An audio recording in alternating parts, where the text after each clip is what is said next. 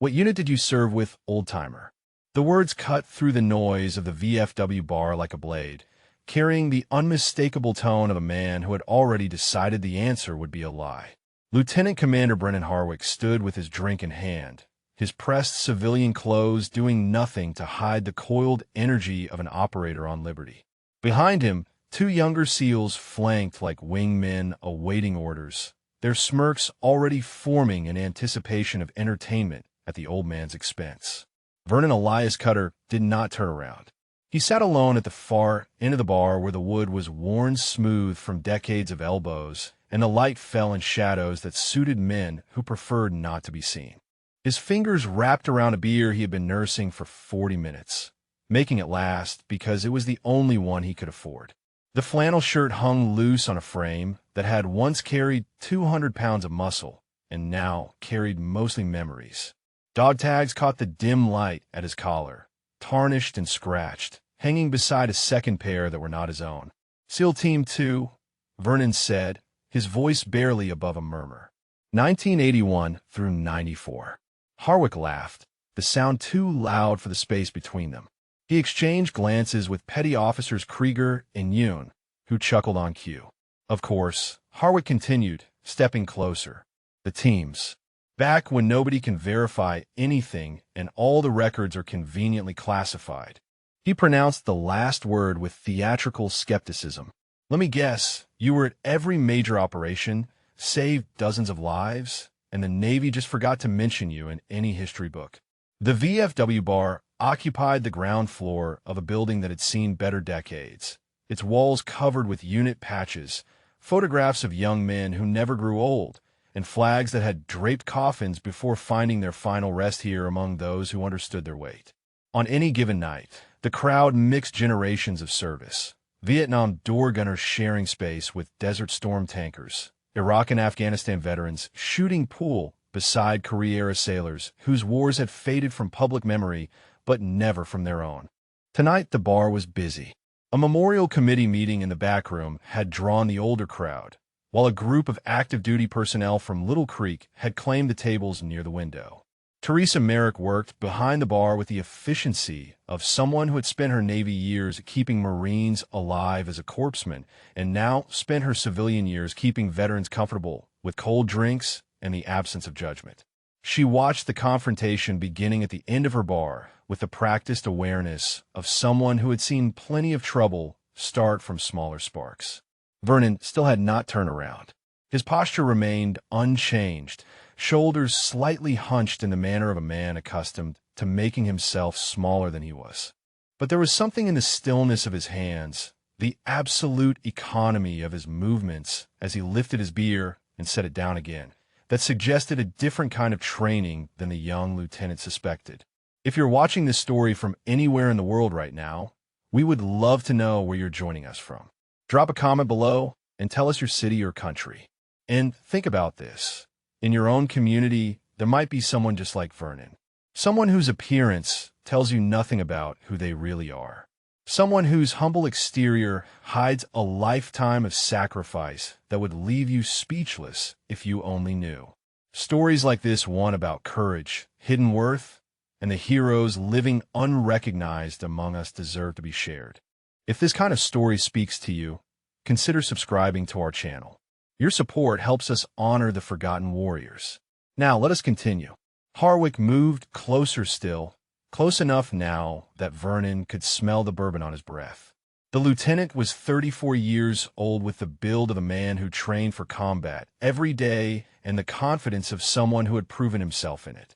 He had earned his trident in blood and sweat, survived deployments that left friends in flag-draped boxes, and developed along the way a particular hatred for men who claimed service they had never rendered. Stolen valor, in Harwick's mind, was a desecration of everything sacred about the Brotherhood. And looking at this old man with his shaking hands and his cheap beer and his thrift store clothes, Harwick saw only another fraud. Another broken drifter clinging to symbols he had purchased at a surplus store for the price of a meal, hoping to extract sympathy or drinks or some twisted form of respect from men who had actually bled for their country. Those tags, Harwick said, pointing at the tarnished metal at Vernon's collar, Where did you get them? The question was not really a question. It was an accusation wrapped in the thinnest pretense of inquiry. You know, it is a federal offense to impersonate a service member. You know what we do to people who wear things they did not earn. Vernon's hand moved, almost imperceptibly, to touch the tags through his shirt. Not a defensive gesture. Something closer to comfort, the way a man might touch a photograph of someone he lost. I earned them, he said quietly. Behind Harwick, Krieger elbowed Yoon.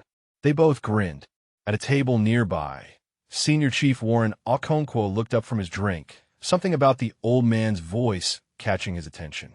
Okonkwo was 52 years old, a career SEAL who had spent the last 8 years as an instructor at BUD/S, shaping the next generation of operators. He had heard every lie imaginable from men trying to claim membership in the Brotherhood, and he had developed an almost supernatural ability to spot the frauds. But something about this one nagged at him, something in the absolute stillness of the old man's frame. The way he held his beer with fingers that trembled from age but moved with unconscious precision. The set of his shoulders when he spoke. Okonkwo watched as Harwick pressed closer and felt the first stirring of unease. Prove it, Harwick demanded. His voice carried now, drawing more eyes from around the bar. If you really served, prove it. Anyone can buy tags at a pawn shop. Anyone can sew a patch on a jacket. He gestured at the faded insignia on Vernon's worn denim. But if you were really in the teams, you would know things. You could answer questions.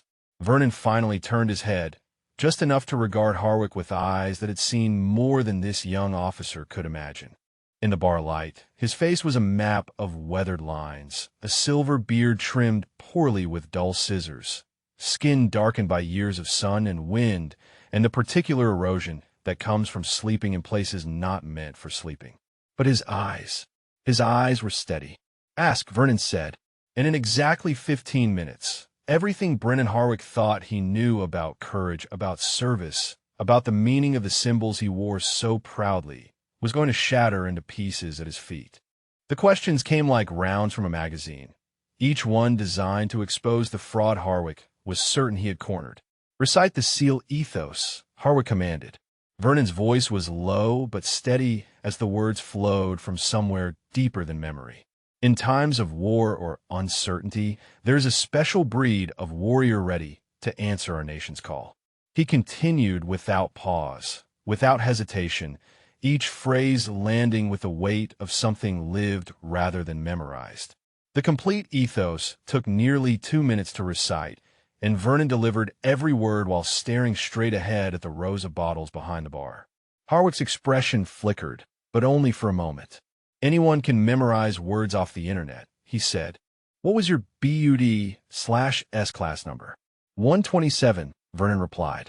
Krieger pulled out his phone, thumbs moving across the screen. Harwick waited, arms crossed, certain that verification would expose the lie. But Krieger's face shifted into something less confident as he scrolled. Class 127, he said slowly. Graduated November 1980. He looked up at his lieutenant. It checks out. I mean, the class existed. Classes exist, Harwick snapped. That does not mean he was in one. He turned back to Vernon. Who was your primary instructor? Chief Petty Officer Anthony Mateo, Vernon said. We called him the Butcher because he cut more men from the program than any instructor in a decade. He believed Payne was the only honest teacher. He was right. The bar had grown quieter now. Conversations at nearby tables had faded as more patrons turned to watch the confrontation unfolding at the end of the rail. Teresa wiped the same glass for the third time, her eyes moving between the young lieutenant and the old man who had been coming to her bar 3 nights a week for 2 years without ever speaking more than a dozen words at a time. She had wondered about him, the way he always sat alone, the way he left tips he clearly could not afford, the way his hands sometimes trembled until he wrapped them around a glass, and then grew steady as stone. She had seen enough broken veterans to recognize the weight of invisible wounds, but Vernon carried his differently than most. Not with the restless agitation of unprocessed trauma, but with the heavy stillness of a man who had made peace with ghosts that would never leave.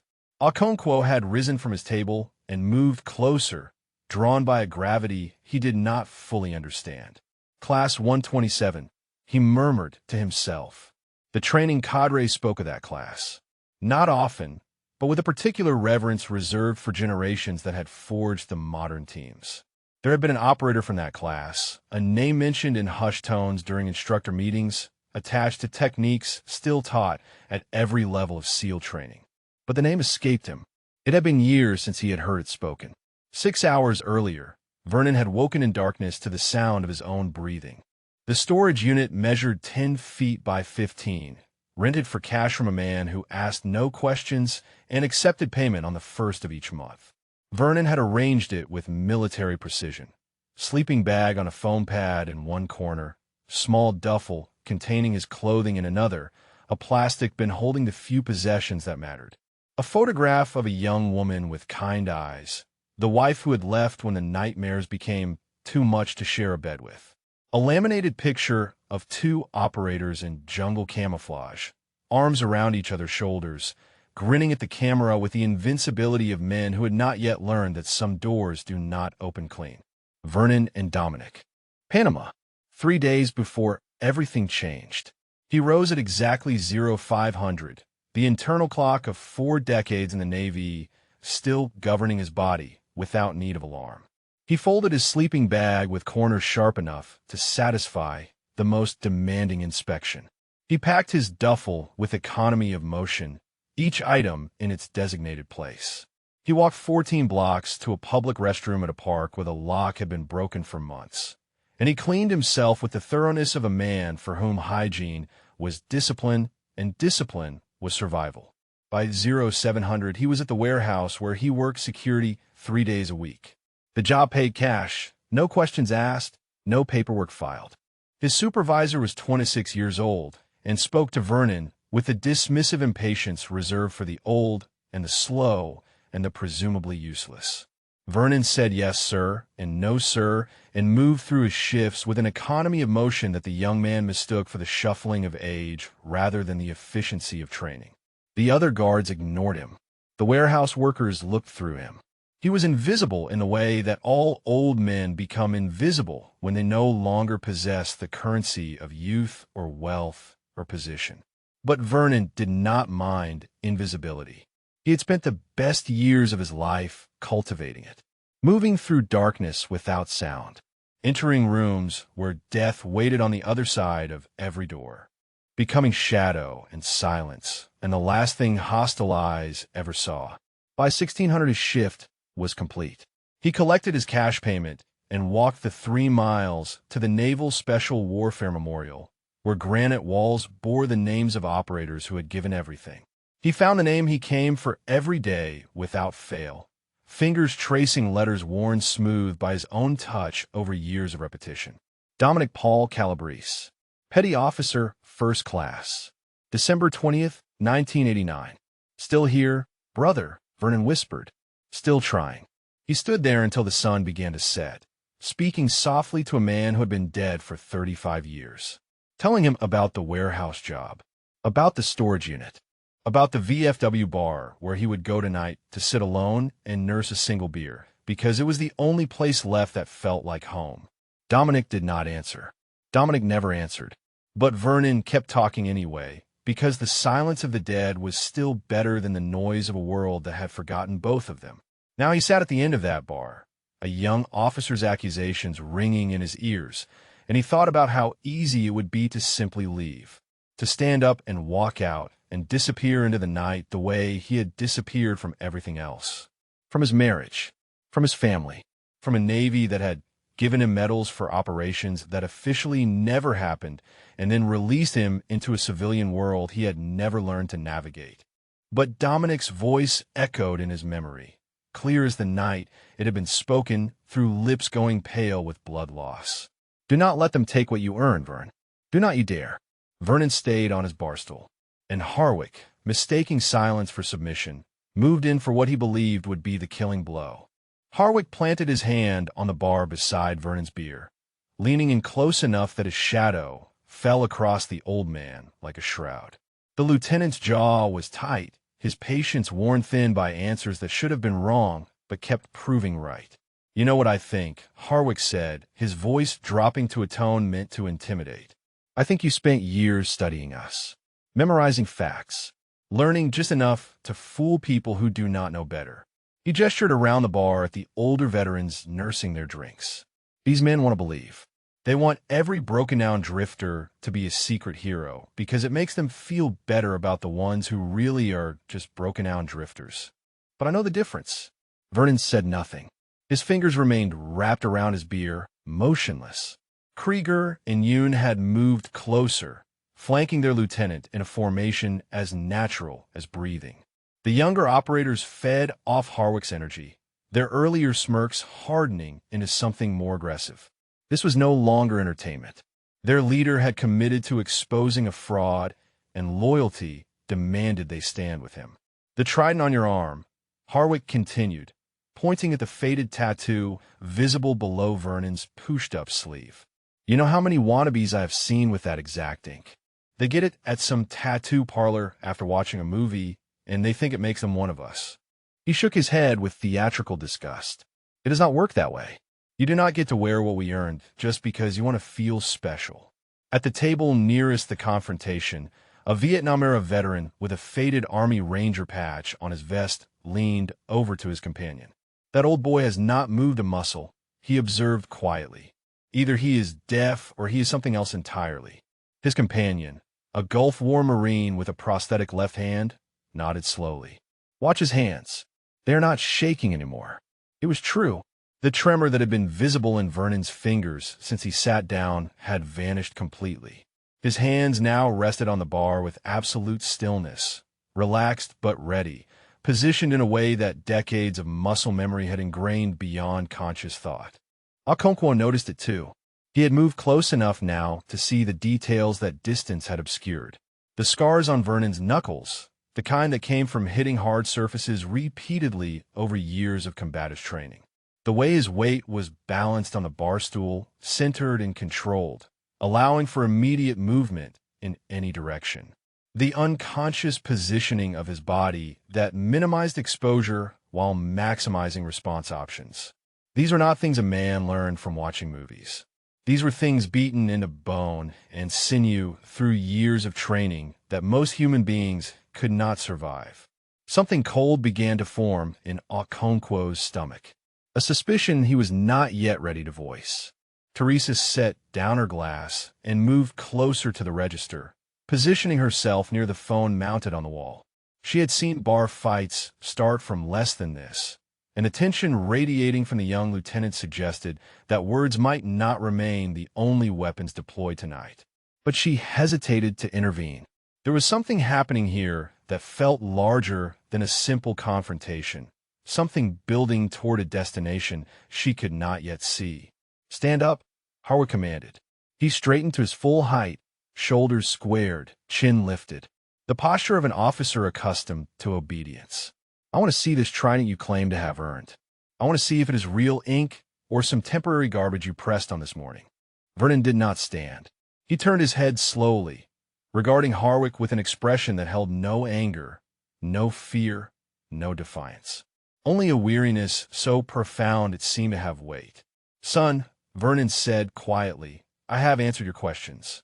I have told you my class number and my instructor's name, and I have recited words that I lived by for longer than you have been alive. What more do you want from me? Harwick's eyes narrowed. I want the truth. I want you to admit that you are wearing symbols you did not earn. I want you to take off those dog tags and that jacket and walk out of here before I make this official. The threat hung in the air. Everyone within earshot understood its meaning. Harwick was an active duty officer with connections throughout the special operations community. A word from him could bring investigations, could summon authorities, could transform an old man's quiet evening into a nightmare of interrogations and accusations. But Vernon did not flinch. Something shifted in his posture, subtle but unmistakable. The hunch of his shoulders straightened almost imperceptibly, his chin lifted by a fraction of an inch. For just a moment, the broken old man at the end of the bar flickered, and something else looked out through his eyes. Those tags, Vernon said, and his voice was different now, carrying an edge that had not been there before, belonged to my best friend. He died in my arms 35 years ago because I was half a second too slow. I have worn them every day since. I will not be taking them off for you or anyone else." The bar went silent. Even the background noise of glasses and conversation seemed to fade, leaving only the weight of words spoken by a man who had carried their truth for longer than most of these young operators had been alive. Harwick blinked. For the first time, uncertainty flickered across his features. But he had gone too far to back down now. Too many eyes were watching. Too much of his authority was invested in this confrontation. He reached for Vernon's shoulder, and everything changed. Harwick's hand closed on Vernon's shoulder, gripping the worn fabric of his flannel shirt and turning the old man forcibly on his bar stool. The motion was aggressive, meant to establish dominance, meant to show everyone watching that this lieutenant would not be deterred by quiet words or steady eyes.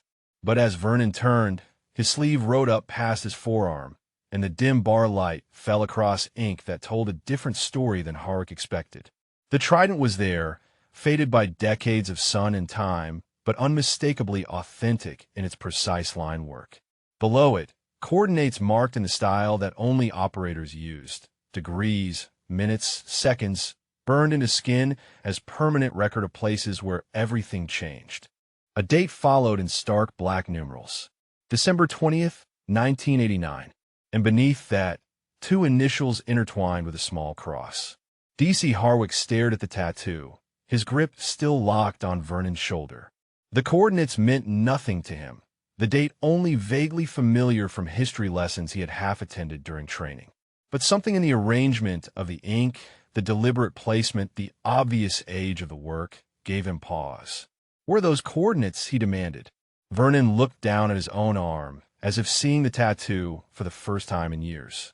His voice, when he spoke, carried the distant quality of a man walking through memory rather than speaking to the present. "Howard Air Force Base perimeter," he said. "Panama. Primary insertion point for a foreman element targeting Noriega's communications relay during Just Cause. We went in at 0300. No mon. Dense jungle on 3 sides and a compound full of PDF soldiers on the 4th. Harwick's eyes narrowed. Anyone can look up operation details online. Just Cause is not exactly classified anymore. But Okonkwo had gone very still. He was doing math in his head, calculating years and timelines. Class 127 would have graduated in late 1980. An operator from that class would have been at peak experience level by December 1989, old enough to have seasoned judgment, young enough to still have the physical edge that special operations demanded. And Just Cause, the invasion of Panama. Okonkwo had studied those operations extensively as part of instructor training. The SEAL missions during that campaign had been brutal, costly, marked by chaos and heroism in equal measure. Some of those missions remained partially classified even now, their full details known only to the men who had executed them and the commanders who had ordered them. Vernon continued as if Harwick had not spoken. His voice took on a cadence that Okonkwo recognized immediately. The flat, precise delivery of an after-action report, stripped of emotion, focused only on facts. "Foreman element," Vernon said. "I was point. Dominic Calabrese was breacher. We had Reyes on comms and Patterson running rear security. Mission was to disable the relay before PDF leadership could coordinate a response to the main assault. We had a 45-minute window. After that, the whole operation timeline would collapse." He paused, his eyes fixed on something far beyond the walls of the bar. "We made insertion clean, moved through the jungle like ghosts. Patterson's map reading was perfect. We hit the perimeter exactly where we planned, exactly when we planned. Everything was going right. The bar had gone completely silent now. Even Krieger and Yoon had stopped their subtle movements, frozen in place by something in the old man's voice that commanded attention more effectively than any officer's authority. The door to the relay station was reinforced, Vernon continued. Steel core, heavy hinges. Dominic was the best breacher I ever worked with. He could read a door like other men read books. He looked at that door for maybe 30 seconds. Then he set his charge and told us to stack. Vernon's hand moved unconsciously to the dog tag beneath his shirt. Something was wrong with the charge. Dominic always checked his equipment 3 times before mission. Always. But something was wrong anyway. Maybe a manufacturing defect. Maybe damage during insertion.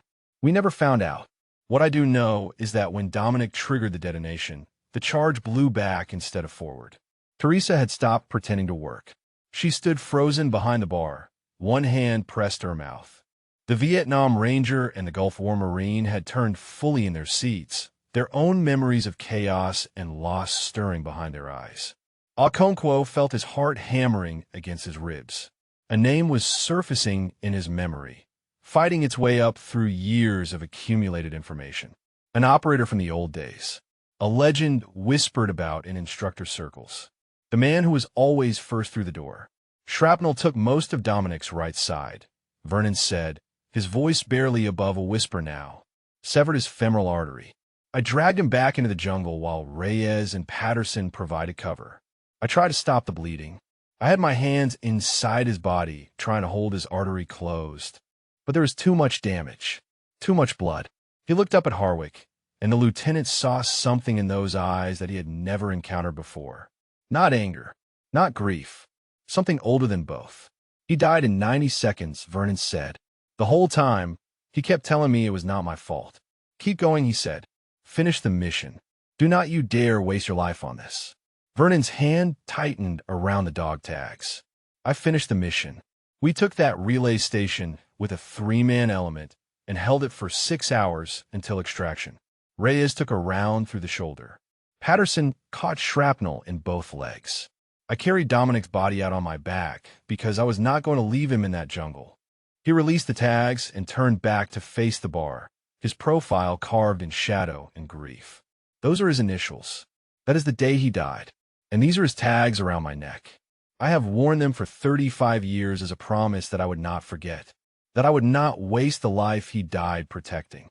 Vernon lifted his beer and took a slow sip. So no, Lieutenant, I will not be taking them off.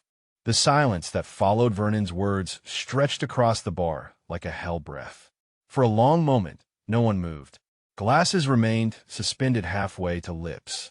Conversations that had nothing to do with the confrontation stayed frozen mid-sentence. Even the background hum of the television mounted in the corner seemed to fade into irrelevance. Harwick's hand still rested on Vernon's shoulder, but the grip had loosened. The lieutenant's face cycled through expressions too quickly to catalog. Confusion, doubt, the first flickering embers of something that might have been shame. But he had built his accusation in front of witnesses. He had staked his credibility on exposing a fraud. Backing down now would mean admitting he had been wrong, and Brennan Harwick had not climbed to lieutenant commander by admitting mistakes in public.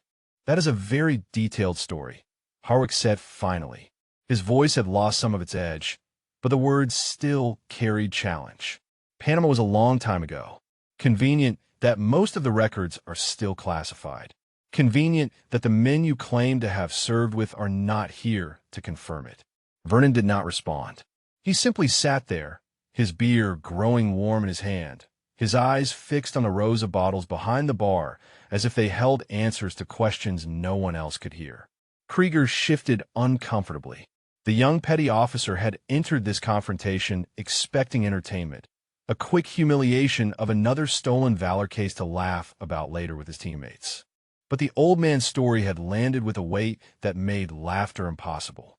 Krieger had lost friends in Afghanistan. He knew what it felt like to carry bodies that should still be breathing. He knew the specific gravity of survivor's guilt. LT, he said quietly, maybe we should just let this go. Harwick shot him a look that could have stripped paint. We do not let anything go, he snapped. Not until we know the truth. He turned back to Vernon, his jaw set with renewed determination. If you really did all that, there would be records, commendations, something with your name on it. There is, Vernon said simply. Then prove it. Harwick crossed his arms, the posture of a man who believed he had found the killing stroke. Call someone. Show me documentation. Give me one piece of evidence that is not just your word. The demand hung in the air. Around the bar, veterans exchanged glances loaded with private meaning. They had all known men who served in silence, who carried medals they never displayed and stories they never told. The generation that built the teams had not been in the habit of self-promotion. They did their work in darkness and returned to anonymity without complaint. But that was not how the world worked anymore. Now everything required proof, verification, documentation that could be photographed and uploaded and shared across networks of skeptics who trusted nothing they could not see with their own eyes. Okonkwo stepped forward. He had been silent through Vernon's account, processing each detail against the archive of knowledge he had accumulated through 2 decades of service. Now that processing was complete, and the conclusion it produced sent ice water through his veins. "Lieutenant Commander," he said, and something in his tone made Harwick turn sharply. "I need to ask this man a question." Harwick frowned. "Senior Chief, this is not your concern." "With respect, sir, I believe it is." Okonkwo moved closer, his eyes fixed on Vernon with an intensity that bordered on reverence. He stopped an arm's length from the old man, close enough to see the web of scars across his knuckles, the faded tattoo in full detail, the dog tags that hung beside tags that were not his own. "The training cadre at BUD/S," Okonkwo said slowly, "speaks of an operator from the early days. Before my time, before most of our time, a man who developed the close-quarters combat techniques we still teach today, entry protocols, room-clearing methodology, the doctrine that every SEAL learns before they ever see combat." Vernon's expression did not change, but something flickered behind his eyes. "They say this operator was first through the door on over 200 missions," Okonkwo continued. "They say he never lost a man in a breach until Panama. They say after that mission, he rewrote the entire manual for explosive entry to make sure what happened to his breacher would never happen to anyone else." The bar had become a vacuum, all attention focused on the 2 men facing each other across a gap of years and experience. "They gave him a name," Okonkwo said. "The operators who served with him. A call sign that became legend, that still gets mentioned in the instructor ready room like some kind of ghost story." He paused, and when he spoke again, his voice cracked on the first syllable.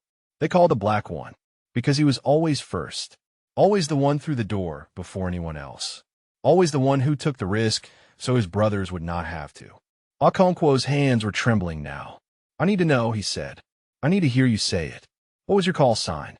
The question fell in a silence so complete that the ticking of the clock behind the bar sounded like a drumbeat. Vernon closed his eyes. For a long moment, he sat motionless, 35 years of weight pressing down on shoulders that had carried more than any man should have to bear alone. When he opened his eyes, he looked directly at Okonkwo. "Black One," he said quietly. "They call me Black One." And Senior Chief Warren Okonkwo, 20-year veteran of the Navy SEALs, instructor at the most demanding special operations training program in the world, felt his knees begin to buckle. Okonkwo caught himself on the edge of the bar, his hand gripping the wood so hard his knuckles went white.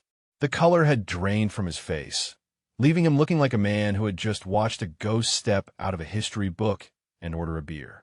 "Black One," he whispered again, the name falling from his lips like a prayer. "My God, you are actually him." Harwick looked between his senior chief and the old man on the bar stool, confusion replacing the certainty that had driven him moments before. "Senior Chief," he said sharply, "what the hell are you talking about? Who is Black One?" Okonkwo turned to face his lieutenant, and there were tears forming in the corners of his eyes.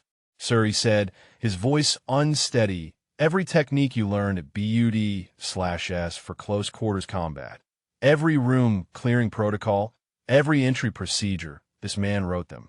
He paused, struggling to find words adequate to the moment. "The Black One doctrine. We teach it to every class that comes through. We study his operations as case examples. His methodology has saved hundreds of lives, maybe thousands." He turned back to Vernon, who sat motionless on his stool, watching the unfolding scene with an expression of profound weariness. "Master Chief Cutter," Okonkwo said, and his voice broke on the rank, "I trained under instructors who trained under you. Every operator in the teams today owes you a debt they do not even know they carry. The murmur that swept through the bar was like wind moving through tall grass. Veterans who had been watching in silence began to shift, to lean forward, to exchange glances heavy with new understanding. The Vietnam Ranger rose slowly to his feet, followed by the Gulf War Marine. At other tables, men who had served in different branches and different eras stood as well, responding to an instinct older than any of them. "Master Chief," the Ranger said, his weathered voice carrying across the bar. "It would be an honor to buy your next drink." Vernon shook his head slowly. "I appreciate that," he said, "but one is my limit these days." Harwick had not moved. He stood frozen in place, his hand still extended toward Vernon's shoulder, though it no longer made contact. The lieutenant's face had gone through confusion into something approaching horror as the magnitude of his error became clear. He had accused a legend of stolen valor. He had mocked and threatened a man whose service record contained more classified heroism than most operators would accumulate in 3 careers. He had demanded proof from someone who had literally written the book on what it meant to be a SEAL. Krieger and Yoon had stepped back, distancing themselves from their lieutenant, as if his mistake might be contagious. Their earlier smirks had vanished entirely, replaced by expressions of genuine distress. Both men had studied the Black One doctrine. Both men had passed tests on methodologies developed by the old man sitting 5 feet away in thrift store clothes with a beer he could barely afford. "Master Chief," Krieger said, his voice barely above a whisper. "I am sorry. We did not know." Vernon looked at the young operator, and something that might have been compassion moved across his features. "You could not have known," he said. "That is not your fault." He paused, glancing briefly at Harwick. "Assumptions are dangerous. That is a lesson I learned a long time ago. Seems like some people still need to learn it." The backroom door opened with a creak of old hinges. The sound cut through the charged atmosphere like a blade, drawing every eye to the figure that emerged from the Memorial Committee meeting. Rear Admiral Clayton Sato, retired, stood in the doorway. He was 68 years old, his hair gone silver, his posture still carrying the straight-backed authority of a man who had commanded Naval Special Warfare Group 2 during some of the most intensive years of special operations history. He had been drawn from his meeting by the unusual silence from the bar, the kind of silence that usually preceded either violence or revelation. What he saw made him stop dead. Vernon Elias Cutter sat at the end of the bar, looking exactly as Sato remembered him from 2 decades ago, except for the silver in his beard and the new lines carved by years of hardship. The same steady eyes, the same economical stillness, the same quiet presence that had made him the most effective operator Sato had ever commanded.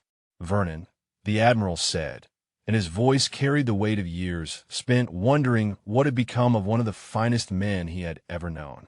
Vernon turned on his stool. For the first time since the confrontation began, his composure cracked. Something vulnerable and raw surfaced in his expression as he faced a man who had once pinned medals to his chest in ceremonies that never appeared in any official record. "Admiral," Vernon said, "it has been a long time." Sato moved forward, his eyes taking in the worn clothes, the aged face, the obvious signs of a man who had been living hard for far too long. He stopped in front of Vernon and stood there for a long moment, struggling with emotions that admirals were not supposed to display. 15 years, Sato said quietly. "I have had people looking for you for 15 years. After you dropped off the grid, after you stopped answering calls, I sent men to find you. They never could." He shook his head slowly. "The best operators in the world could not track down one of their own. I should have known you would be impossible to find if you did not want to be found." Vernon said nothing. His hands had begun to tremble again. Sato looked at the men gathered around them, at Okonkwo with tears on his face, at Harwick frozen in dawning horror, at the veterans standing in silent respect throughout the bar. Then he looked back at Vernon, and his voice carried to every corner of the room. "Someone want to tell me why the man who received 3 Navy crosses is sitting here looking like he does not have a home to go to?" 3 Navy crosses. The words rippled through the bar like stones dropped into still water. Veterans who had stood in respect now exchanged glances of disbelief. A Navy Cross was the second highest decoration for valor that could be awarded to a member of the naval services. Most SEALs went their entire careers without witnessing one being presented. The idea that any single operator could have earned 3 was almost beyond comprehension. Harwick's face had gone from pale to ashen. His mouth opened and closed without producing sound, like a man drowning in air. Everything he thought he knew about the confrontation he had initiated was collapsing around him, burying him under an avalanche of catastrophic misjudgment. "Admiral," Vernon said quietly, "those were a long time ago. Different operations, different wars." He shrugged, the gesture carrying decades of accumulated weariness. "They do not mean much now." Sato stepped closer, his eyes never leaving Vernon's face. "The hell they do not," he said. "Grenada, Panama, Kuwait. I signed the commendation letters myself for 2 of those crosses. The third came from operations so classified that even I was not fully briefed until years later." He shook his head slowly. "You were the finest operator I ever had under my command, Vernon. The finest I ever saw. And then you just disappeared." The bar remained utterly silent. Teresa stood behind the counter with tears streaming down her cheeks, her hand pressed over her heart. The Vietnam Ranger had removed his cap and held it against his chest. Throughout the room, men who had served in conflicts spanning half a century stood in witness to a reunion none of them had expected to see. "I could not do it anymore," Vernon said. His voice was barely above a whisper, the words dragged up from somewhere deep and painful. "After Margaret left, after everything fell apart, I cannot pretend to be the man those medals said I was. So I stopped pretending to be anyone at all." Sato's expression shifted from confusion to understanding to something approaching grief. Margaret was Vernon's wife. Sato remembered her from ceremonies where she stood beside her husband, proud but perpetually worried, the look of a woman who knew exactly what her man did for a living and prayed every night that he would come home from it. "When did she leave?" Sato asked gently. 97, Vernon replied. 3 years after I retired. She said she had waited long enough for me to come back from the wars. But I never really came back. Not the parts of me she married. Those stayed behind in jungles and deserts and places that do not exist on any map. He looked down at his hands, at the scars and calluses and tremors that told their own story. She was right to go. I was not fit to be a husband anymore. Was not fit to be much of anything. The confession hung in the air, raw and unadorned. Every man in that bar understood something of what Vernon described. The invisible wounds. The parts of yourself you left in combat zones. The slow erosion of connections that could not survive the weight of what you carried home. Harwick finally found his voice. "Master Chief," he said, and the title came out cracked and broken. "I did not know. I could not have known." He swallowed hard, struggling against emotions he had not expected to feel. "I have spent years hunting down valor thieves. Men who wear medals they never earned. Who claim service they never rendered. I thought I could spot them from across a room." He gestured at Vernon's worn clothes, his unkempt beard, his obvious poverty.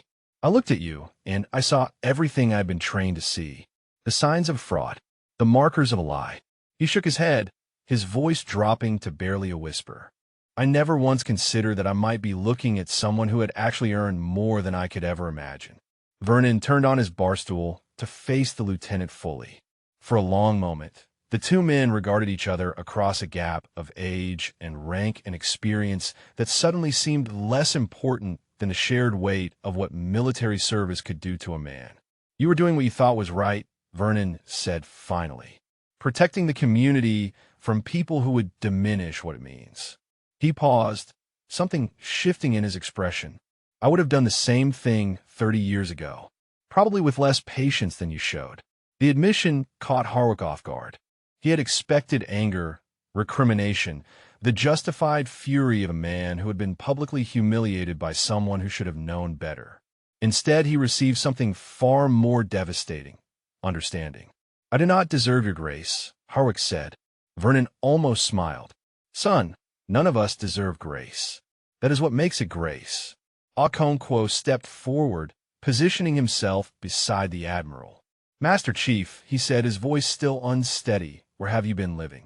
What happened to you after you dropped off the grid? Vernon was silent for a long moment. His eyes drifted to the bottles behind the bar, to the flags on the walls, to the photographs of young men in uniform who would never grow old. Here and there, he said finally, nowhere in particular. I found that if you keep moving, the memories have a harder time catching up to you. He touched the dog tags beneath his shirt, but they always catch up eventually. Dominic, Margaret, all the faces I could not save, all the promises I cannot keep. He looked at Sato with eyes that held 35 years of accumulated grief. I did not want to be found, Admiral. I did not think I deserved to be found. After everything I'd been given, all the chances, all the support, I threw it away because I could not figure out how to live without a mission, without someone telling me where to go and what to do. He shook his head slowly. Turns out I was better at being a weapon than a man. Sato reached out and placed his hand on Vernon's shoulder. The touch was gentle, the grip of a friend rather than a commander. You were never just a weapon, Vernon. You were a leader, a teacher, a brother to every man who served beside you. He squeezed slightly. And you still have a mission. You just forgot what it was. Vernon looked up at him with something like hope flickering in his eyes for the first time in years. What mission? He asked. Living, Sato said simply. Just living. The way Dominic told you to. The door to the VFW opened, letting in a gust of night air that carried the salt smell of the nearby ocean. A man stepped through, stocky and broad-shouldered, his hands bearing the permanent stains of automotive grease that never fully washed away. He wore a faded navy ball cap and moved with the deliberate gait of someone who had learned long ago to assess every room he entered. Marcus Aurelio stopped just inside the threshold, taking in the unusual scene before him. The standing veterans, the young SEALs with stricken faces, the rear admiral in civilian clothes, and, at the center of it all, sitting on a bar stool like a man facing judgment, Vernon Cutter. Well, Marcus said slowly, looks like I missed something. Okonkwo turned toward the newcomer, recognizing him immediately. Chief Aurelio, he said, you know this man. Marcus moved forward, weaving through the standing veterans until he reached Vernon's side. Know him, he repeated. I've been trying to get this stubborn old bastard to accept help for the past 6 months. He looked down at Vernon with an expression that mixed frustration with deep affection. Spotted him at a soup kitchen back in spring. Recognized the bearing before I recognized the face. Took me 3 weeks just to get him to tell me his name. Vernon did not meet his eyes. Marcus, this is not the time. Hell is not, Marcus replied. He turned to address the room, his voice carrying the authority of a man who had spent decades leading others. I run an informal program out of my auto shop. Reintegration for combat vets who fell through the cracks. No paperwork, no bureaucracy, no red tape. Just a place to work, a roof to sleep under, and people who understand what the nightmares are about. He gestured at Vernon. I have offered this man a job, a room, and a fresh start more times than I can count. You know what he says every time? He shook his head. I do not deserve it. I am fine where I am. Do not waste your resources on me. The words landed heavily in the silence. Every man in that bar understood what Marcus was describing. The particular stubbornness of survivors who believed they had no right to survive. The way guilt could become a prison more secure than any cell. Sato stepped forward, his eyes fixed on Vernon. Is that true? He asked quietly. You have been refusing help. Vernon's hands tightened around his beer glass. The tremor was back, worse than before. It is not that simple, Admiral. Then explain it to me, Sato said. Because from where I stand, it looks like a man who gave everything for his country is living in conditions that would shame us all if we knew about them. He paused, his voice hardening slightly. Where are you sleeping, Vernon? And do not lie to me. The question hung in the air like a blade. Vernon sat motionless for a long moment, his jaw working as if chewing on words he did not want to release. Storage unit, he said finally. His voice was barely audible. 10 by 15. Off Route 17. I pay cash monthly. The collective intake of breath from the assembled veterans was audible. Teresa pressed her hand harder against her mouth, fresh tears spilling down her cheeks. The Vietnam Ranger closed his eyes as if absorbing a physical blow. Harwick looked like a man who wanted the floor to open and swallow him whole. The lieutenant had accused a homeless veteran of stolen valor. Not just any veteran, a 3-time Navy Cross recipient who had written the doctrine that shaped modern special operations. A legend who was sleeping in a storage unit because he believed he did not deserve better. Master Chief, Krieger said, his voice cracking. Why? With your record, with your service, you could have anything. Housing, benefits, a pension that would let you live in comfort for the rest of your life. Why are you living like this? Vernon turned to face the young operator. His eyes held something ancient and tired, a weariness that went beyond physical exhaustion into territories of the soul that most people never visited. Because Dominic is dead, he said simply. Because Reyes came home in a wheelchair and Patterson drinks himself to sleep every night. Because I trained men who never came back, and I sent men on missions that killed them, and I survived when better operators did not. He shook his head slowly.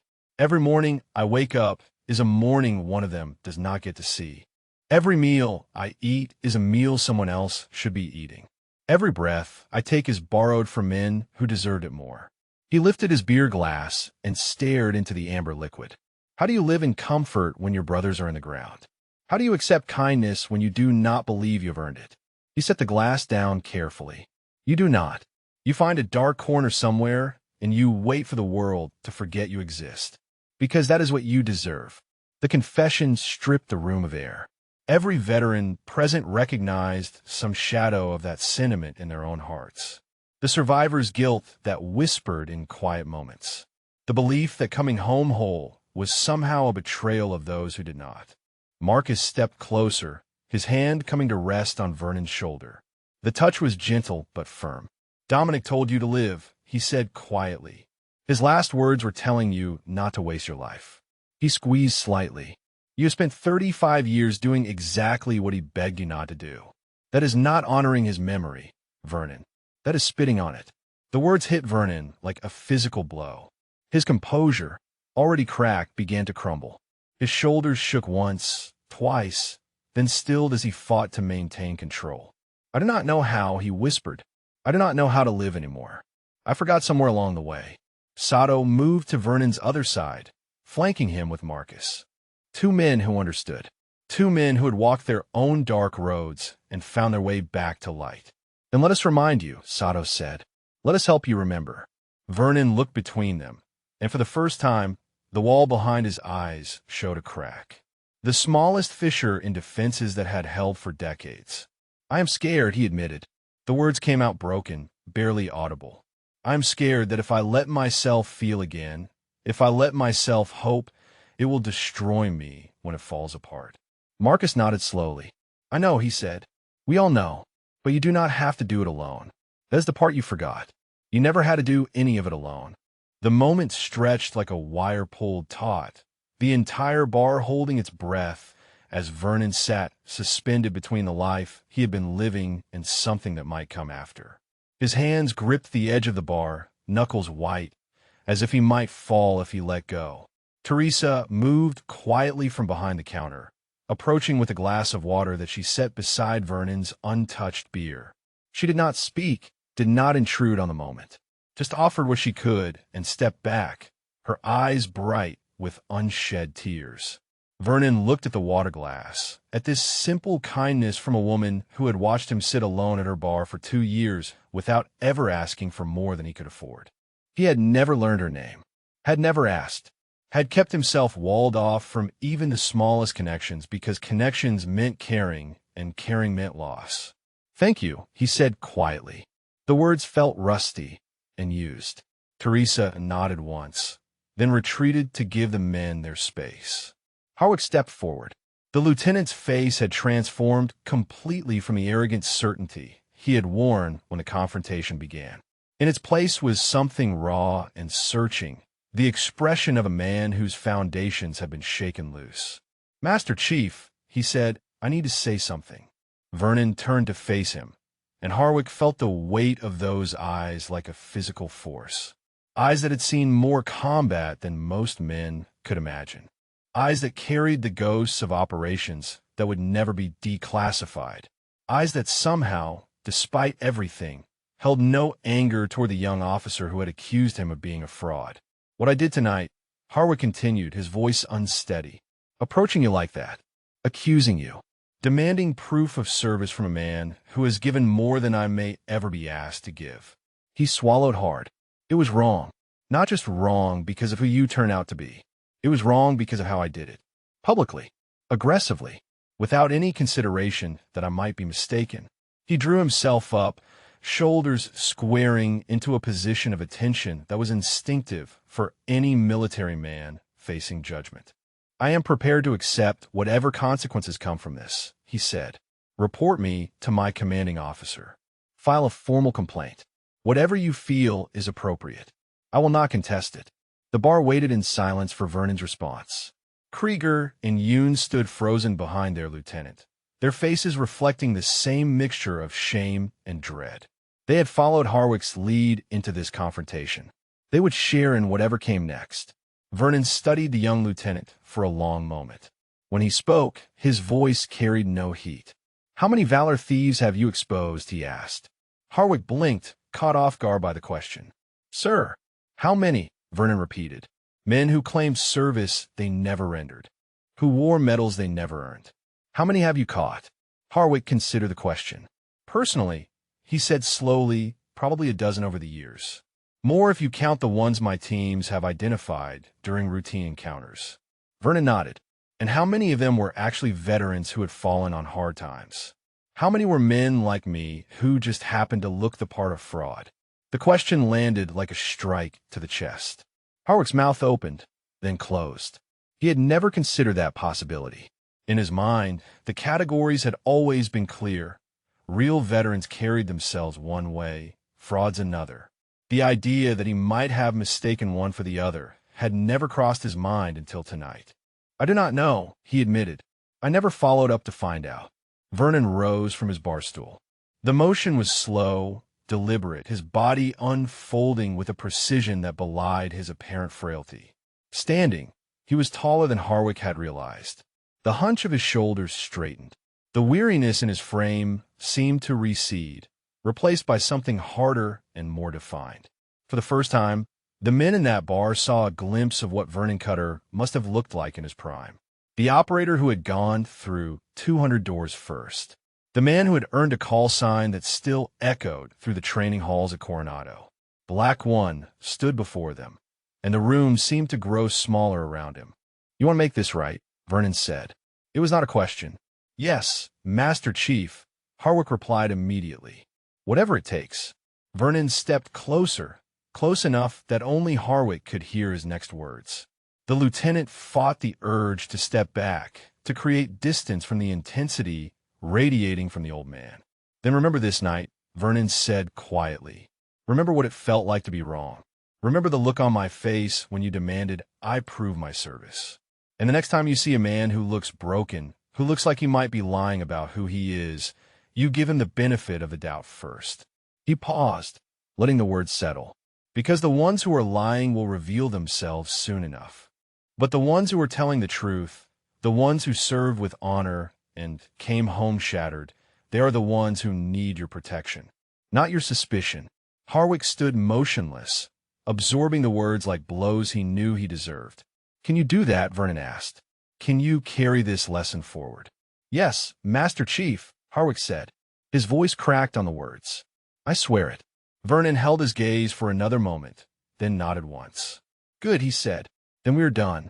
There will be no report, no complaint, no consequences beyond what you carry in your own conscience." He turned back to face the room, facing the assembled veterans, the admiral, the man who had been trying to save him for months. "And as for the rest of it," Vernon said slowly, looking at Marcus and then at Sato, "I think maybe it is time I stopped running."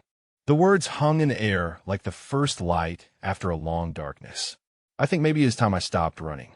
Around the bar, veterans who had stood in silent witness exchanged glances weighted with hope and relief. Something had shifted in the room, a current changing direction after decades of flowing the wrong way. Marcus was the first to move. He stepped forward and extended his hand, not for a handshake, but palm up, an offering rather than a demand. The room above my shop is not much, he said. Bed, bathroom, small kitchen.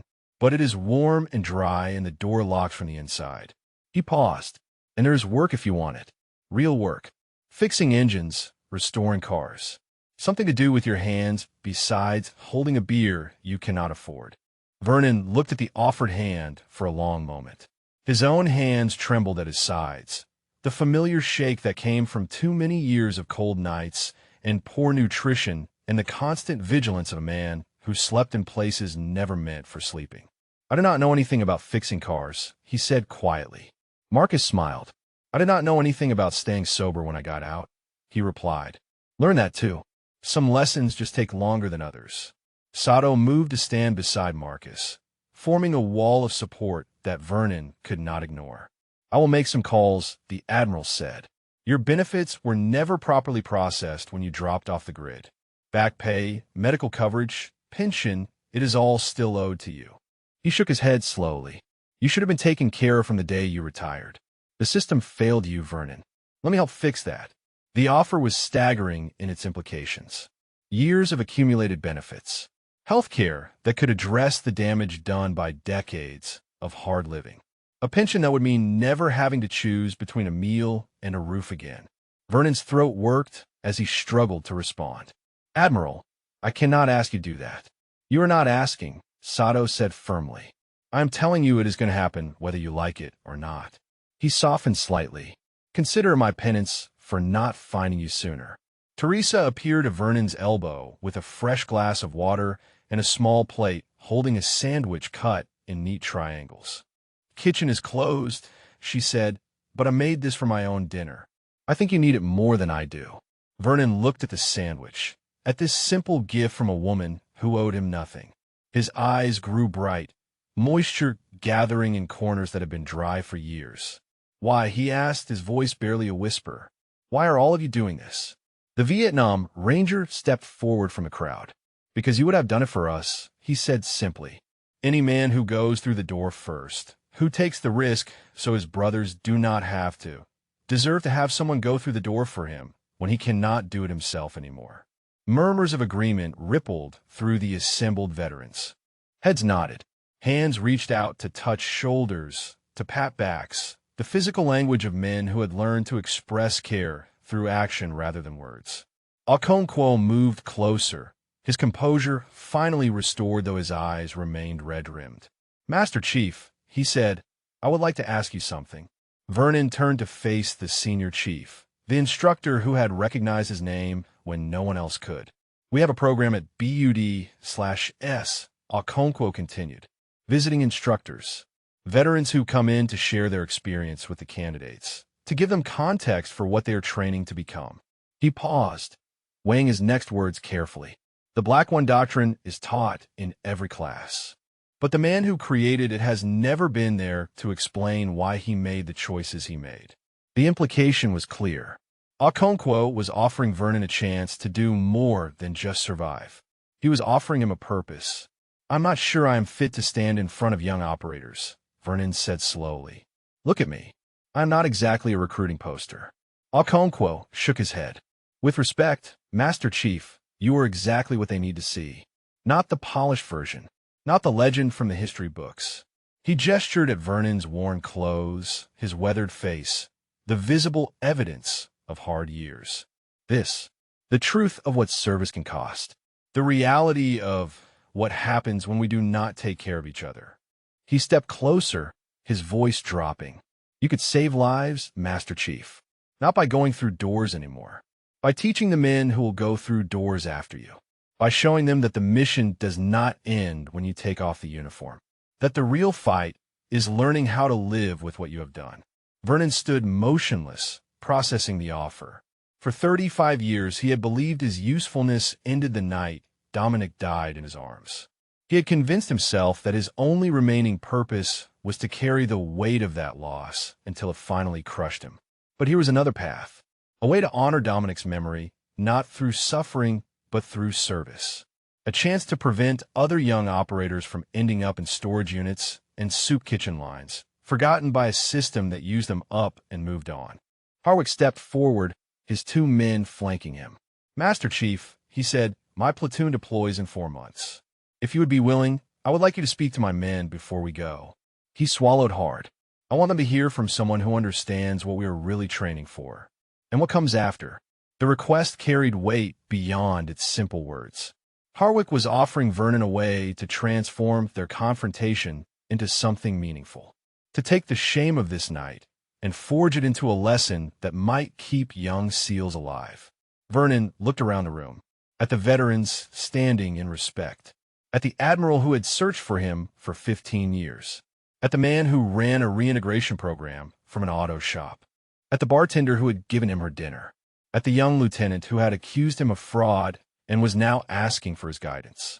Something cracked open in his chest, something that had been sealed shut since the night Margaret walked out, since the years on the street, since the slow erosion of everything he had once been. "Okay," Vernon said. His voice was rough and used the shape of acceptance. "Okay." Marcus grinned and clapped him on the shoulder. "First things first," he said.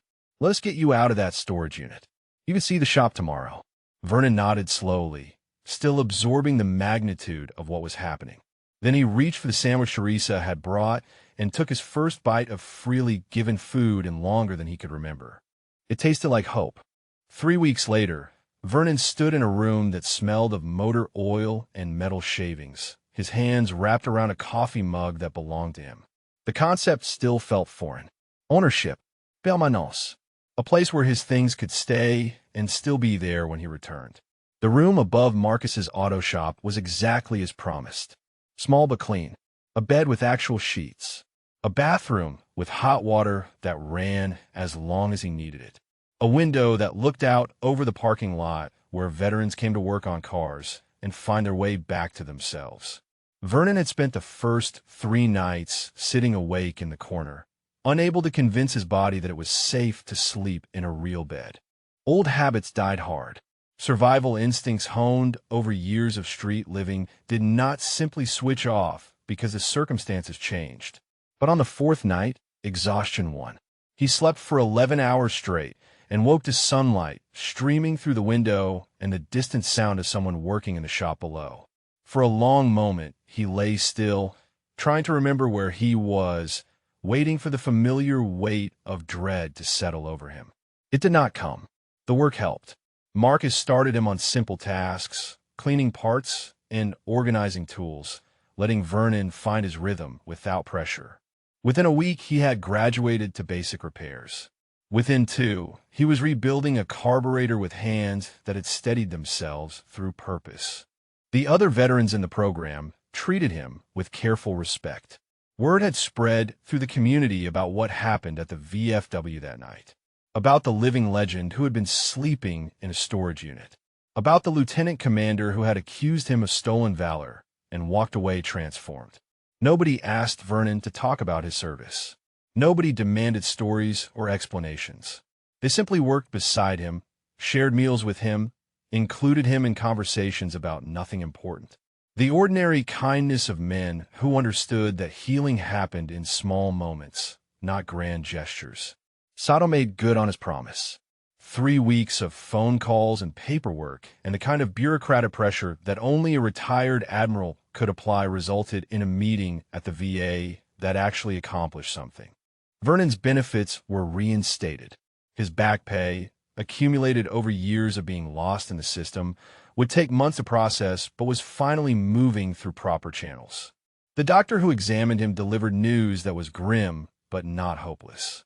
Malnutrition, joint damage, early signs of conditions that years of proper care might have prevented, but nothing immediately fatal, nothing that could not be addressed with time and treatment, and the simple act of taking care of himself.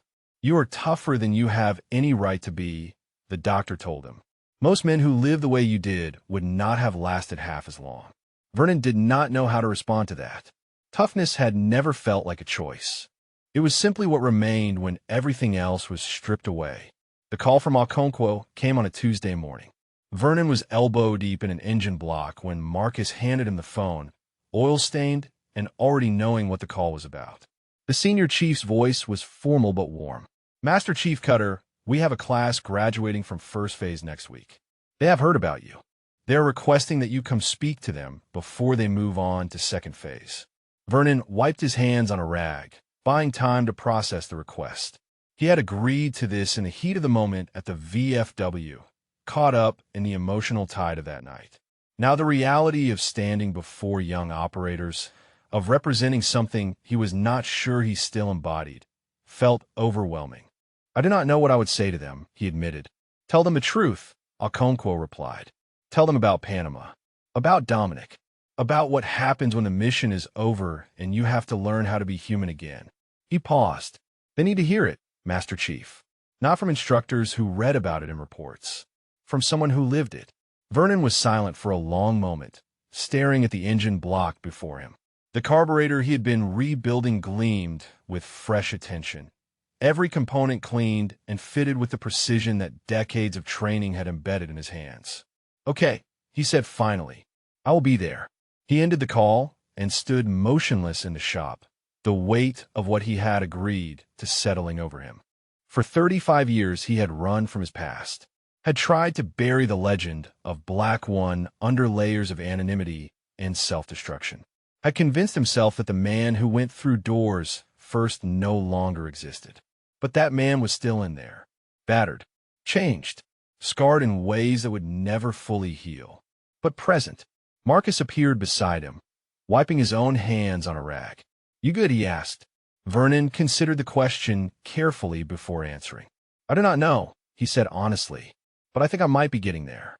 That night, alone in his room above the shop, Vernon sat on the edge of his bed and pulled Dominic's dog tags from beneath his shirt.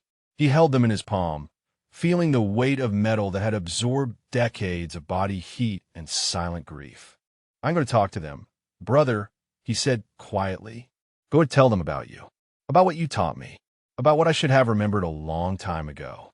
The tags caught the light from the bedside lamp, worn letters still visible despite the years. "I do not know if I can do this," Vernon continued. "I do not know if I have anything left worth giving, but I'm going to try." He closed his fingers around the tags. "For you, for Reyes and Patterson and all the others. For every young operator who might end up where I ended up if someone does not show them another way." He sat in silence for a long time, holding the tags against his chest. Then, for the first time in 35 years, Vernon Cutter began to cry. Not tears of grief, not tears of guilt, tears of release. The healing had begun. The auditorium at the Naval Special Warfare Center was filled with young men who had survived first phase of BUD/S. They sat in rows of metal chairs, their bodies bearing the marks of weeks of punishment designed to break anyone who did not belong. Shaved heads, hollow eyes, shoulders held straight through willpower alone. They had made it further than most who started, but second phase waited with challenges that would claim still more of their number. Vernon stood backstage, his hands steady for the first time in years. Marcus had driven him to Coronado that morning, a journey of memories through streets Vernon had once known as well as his own heartbeat. The base looked different now. Newer buildings, updated facilities, but the ocean was the same. The sand was the same. The spirit that animated this place remained unchanged across generations. Okonkwo appeared beside him. "They are ready for you, Master Chief." Vernon nodded. He wore clean clothes that Marcus had helped him select. Nothing fancy, jeans and a button-down shirt. But they fit properly and carried no stains, no tears, no evidence of the years when appearance was the last of his concerns. Around his neck, visible now instead of hidden, hung 2 sets of dog tags. He walked onto the stage. The candidates sat up straighter as he approached the podium. They had been told a legend was coming to speak to them, a man whose name was attached to doctrines they had studied and techniques they had practiced. What they saw was an old man with silver in his beard and lines carved deep into his face by decades of hard living.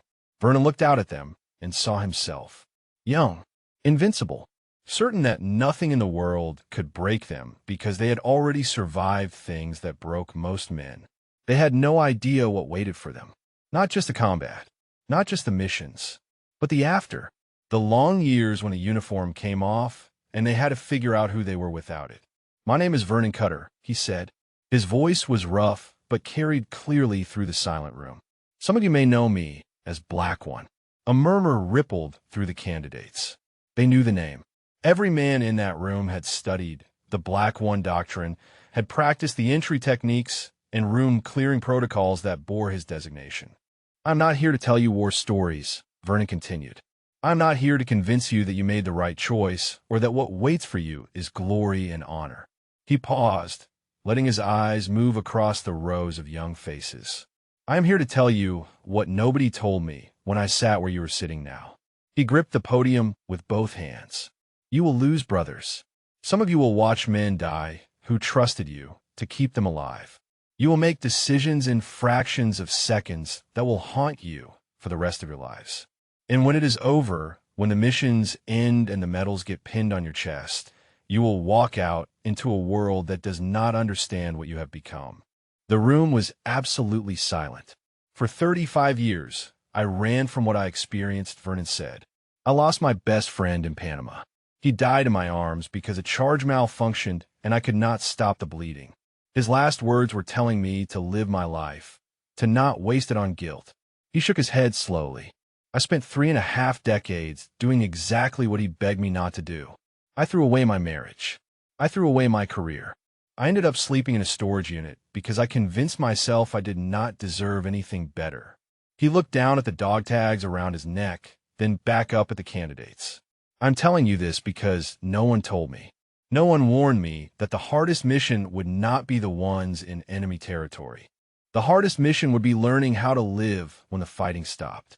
Learning how to ask for help when everything in your training screams that you should be able to handle it alone." He stepped out from behind the podium, moving closer to the front row. "You are going to become the most capable warriors on Earth. But capability is not the same as invincibility. You will be wounded. Some wounds will show and some will not. The ones that do not show are the ones that will kill you if you let them." His voice dropped, intimate now despite the size of the room. "So I'm asking you to make a promise. Not to me, to each other. To the brothers sitting beside you right now who will go through doors with you and bleed beside you and carry burdens that no one else will ever understand." He paused. "Promise that you will not let each other disappear. Promise that when one of you starts to fall through the cracks, the rest will reach down and pull him back. Promise that you will be brave enough to ask for help and strong enough to give it." He turned and walked back to the podium. "The teams took care of me when I finally let them," Vernon said. "After decades of pushing everyone away, they found me and they refused to let me keep destroying myself. That is what brotherhood means. Not just in combat. After. Always." He straightened his shoulders, and for a moment the candidates saw the operator he had once been. The man who went through doors first. The legend who had shaped the very doctrine they were learning to embody. "Dominic Calabrese told me to live," Vernon said. "It took me 35 years to understand what he meant. He did not mean just breathing. He meant truly living, connecting, allowing yourself to matter to people and letting them matter to you." He reached up and touched the dog tags at his chest. "So live," he said. "All of you. Survive the training. Complete the missions. Win the wars. But when it is done, when you take off the uniform for the last time, remember that the mission continues. The mission is each other. The mission is making sure that no operator ends up alone in a storage unit wondering if anyone remembers he exists." He looked out at the rows of young faces one final time. "I am Black One," he said quietly, "and I'm still here, still trying, still learning how to live after all these years." The first candidate to stand was in the front row, then another. Then the entire auditorium rose to its feet, the sound of chairs scraping against floor filling the silence. No applause, no cheering, just men standing in the presence of a truth that had cost everything to learn. Vernon stood at the podium, tears streaming down his face, and did not try to hide them. Outside, after the talk was over and the candidates had filed out with handshakes and quiet words of gratitude, Vernon walked to the memorial wall. He found Dominic's name in the stone, traced the letters with fingers that no longer trembled. "I finally get it, brother," he whispered. Living means more than just breathing. It means being here for the ones who come after. Marcus waited by the car, giving Vernon his space. Okonkwo stood at a respectful distance, watching the old Master Chief commune with his past. When Vernon finally turned away from the wall, his face was peaceful in a way none of them had seen before. If this story moved you today, if it reminded you that healing is possible no matter how far someone has fallen, we hope you will subscribe to this channel. And right now on your screen, you will see another incredible story waiting for you. Click it, watch it, and remember that the person sitting next to you on the bus, the veteran you pass on the street, the quiet old man at the end of the bar, they all carry stories you cannot imagine. Some of them might just be legendary. Thank you for watching, and thank you for remembering the ones who served. Vernon climbed into the passenger seat of Marcus's truck. "Where to now?" Marcus asked. Vernon looked out the window at the ocean, at the base where he had become what he was, at the memorial wall, growing smaller in the side mirror. "Home," he said, and for the first time in 35 years, the word meant something.